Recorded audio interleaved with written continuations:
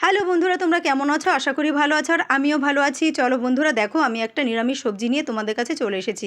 আর এই নিরামিষ সবজিটা আমি কিভাবে বানিয়েছি তাহলে তোমাদের সাথে একটু শেয়ার করি। চলো বন্ধুরা, ভিডিওটা শুরু করা যাক। আর বন্ধুরা দেখো, এখানে কিন্তু আমি সবজিটা রান্না করার জন্য কিছু পরিমাণ সবজি কেটে নিয়েছি। যেমন কুমড়ো কেটে নিয়েছি, আলু ছিল, বেগুন ছিল, আর টুকরো টুকরো করে কাটা সজনে ডাঁটা ছিল।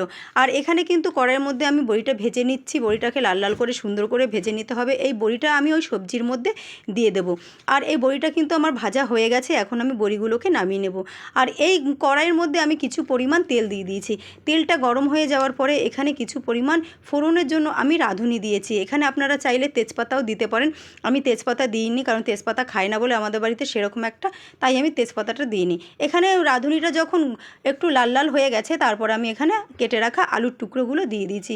আর আলুটা দিয়ে বন্ধুরা একটু সুন্দর করে হালকা হালকা আছে ভেজে নিতে হবে। বেশি পরিমাণ জাল দেবেন না, তাহলে কিন্তু আলুটা পুড়ে যাবে। আর বেশি ভাজতে হবে না, একদম অল্প অল্প করে আলুটাকে সুন্দর করে ভেজে নিতে হবে।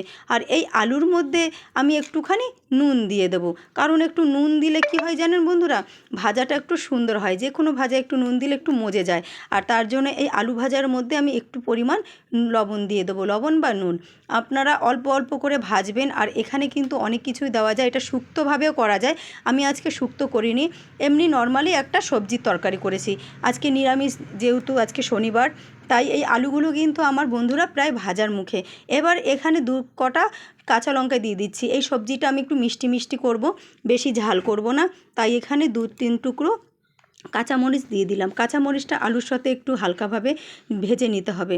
একটু ভেজে নেওয়ার পরে আমি এই যে তেলের মধ্যে আর আলুগুলো যে রয়েছে, আগে যে কেটে রেখেছিলাম বেগুনগুলো, এই বেগুনগুলো আমি এই তেলের মধ্যে দিয়ে দেব। দিয়ে সুন্দর করে ভাজবো। হালকা যখন ভাজা হবে, ভাজতে ভাজতে তারপরে আমি এখানে যে কেটে রেখেছিলাম, কুমড়ো ছিল এখানে, আর টুকরো করা, আর সজনে ডাঁটা ছিল, এর মধ্যে আমি সজনে ডাঁটাগুলোকেও দিয়ে দেবো। আর এভাবে কিন্তু বন্ধুরা আপনারা বাড়িতে একটু করে খেয়ে দেখবেন, খুব ভালো লাগে বড়ি দিয়ে সুন্দর একটা সবজি রান্না। যেমন আপনারা 4-5 রকমের সবজিও দিতে পারেন। আর এখানে যদি আমি দুধ দিতাম তাহলে তো আমার শুক্তো হয়ে যেত, উচ্ছে থাকলে। আমি শুক্তো করিনি, আমি নিরামিষভাবেই একটা তরকারি করেছি। আর এখানে কিন্তু আমি ডাঁটাগুলোকে দিয়ে দিয়েছি। ডাঁটাগুলো দিয়ে তারপর আমি কুমড়োগুলোকে দিয়ে সুন্দর করে একটু ভেজে নিতে হবে হালকা করে, কারণ একদম বেশি জাল দেবেন না, তাহলে কিন্তু তরকারিটা একদমই ভালো লাগবে না। তো তারপরে আমি এই ডাঁটার মধ্যে দিয়ে দেব কেটে রেখেছিলাম একটা গোটা টমেটো। সেই টমেটোটা আমি এই ভাজার মধ্যে, সবজি ভাজার মধ্যে দিয়ে দিলাম। এবার টমেটোটা দিয়ে একটু হালকা হালকাভাবে একটু ভেজে নেব। তারপরে কিন্তু এখানে দিয়ে দেব একটু হলুদের গুঁড়ো। আর বন্ধুরা, হলুদের গুঁড়োটা আপনারা সবজি অনুযায়ী পরিমাণ মতো দেবেন, নুনটাও পরিমাণ মতো দেবেন। আমি এখানে পরিমাণ মতো হলুদের গুঁড়ো দিয়ে দিয়েছি, আর একটুখানি দেবো আমি হলুদের গুঁড়ো। বন্ধুরা, আমার হলুদের গুঁড়ো দিয়ে দেওয়া হয়েছে। এখন এর সাথে সুন্দর করে একটু মিশিয়ে নিতে হবে সবজিগুলোর সাথে। আর এখানে কিন্তু আমি মশলা সেরকম একটা কিচ্ছু দেবো না। আদা বাটাও দিতে পারেন আপনারা, আমি আদা বাটা এখানে দেবো না। আমি শুধু জিরের গুঁড়ো দিয়ে, রাঁধুনি ফোড়ন দিয়ে সবজিটা বানিয়ে দেবো।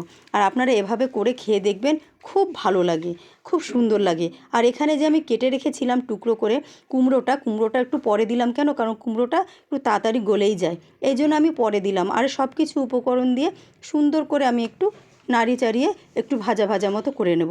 বেশি ভাজবো না, বেশি ভাজলে কিন্তু ভালো লাগবে না। এরপরে এখানে কিন্তু একটু জিরের গুঁড়ো আমি অ্যাড করে দেবো।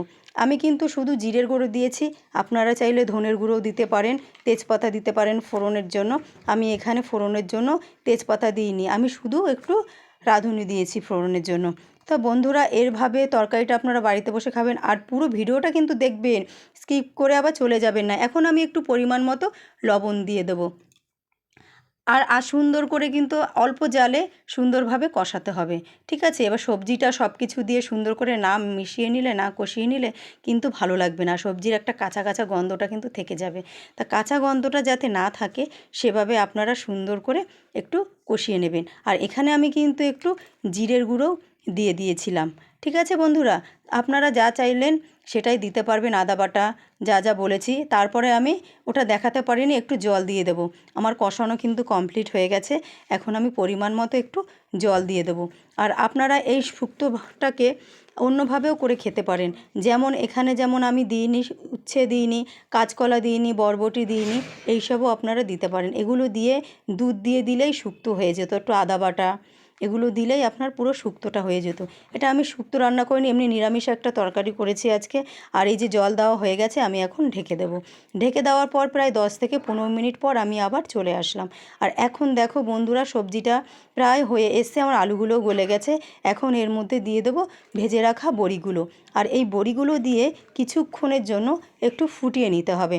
দেখবেন যখন জলের মধ্যে বড়িগুলো দেবেন, তখন কিন্তু বড়িগুলো দেওয়ার পরে দেখবেন একদম গোল গোল টোপলা টোপলা হয়ে গেল। ছোট কিন্তু বড়ি, একদম মানে বড়িটাকে পুরো ভিজে পুরো অনেক বড় হয়ে যায় বড়িগুলো, জানেন তো বন্ধুরা। আর এভাবে আপনারা একটু বাড়িতে করে খাবেন, আশা করি খুবই ভালো লাগবে।